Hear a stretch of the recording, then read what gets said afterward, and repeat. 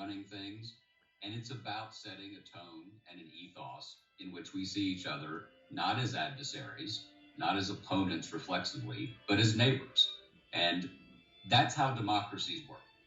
And we've had a very good run in this country, 2.5 centuries or so, of having a constitutional republic that has endured through storm and strife. It's an inflection point.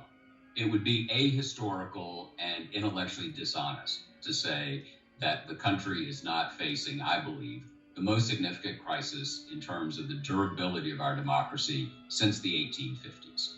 And I've been optimistic for a number of years about this, but as Charlie Peters, my old boss, used to say, intellectual honesty is about saying something good about the bad guys and bad about the good guys. So you have to recognize when facts change. Yeah. And on January 6th, the facts changed.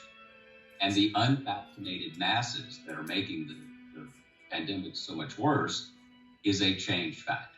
I think the president, of all the people I can imagine, of all the people who are on that stage in the Democratic primary, and surely the people who are on the stage in the general election debate, I would want Joe Biden confronting these problems.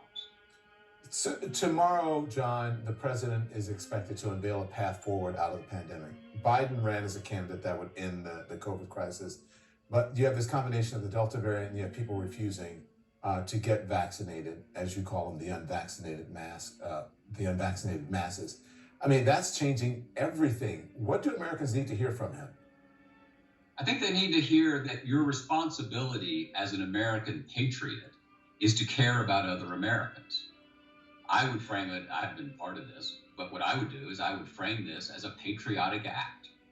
You know, people didn't opt out of hitting Omaha Beach. They didn't opt out of responding to the moral call of Dr. King. America is about sacrificing some bit for a common good. Not that we're all perfect and we're all saintly.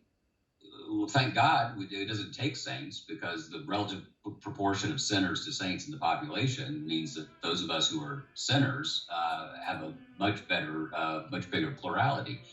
But I think that's what he has to say, is that it is a patriotic duty to get the vaccine in the way you get a driver's license, in the way your kids are vaccinated anyway and have been for generations. And it's about caring about the other person. Yeah. You should care about yourself too. And so it has the benefit of being both self-interested and about your neighbor. But that's, and I'm not playing Mr. Rogers here. I'm really not. It's a fundamental. Yeah, I don't see a red sweater, but go on. I've got some tennis shoes.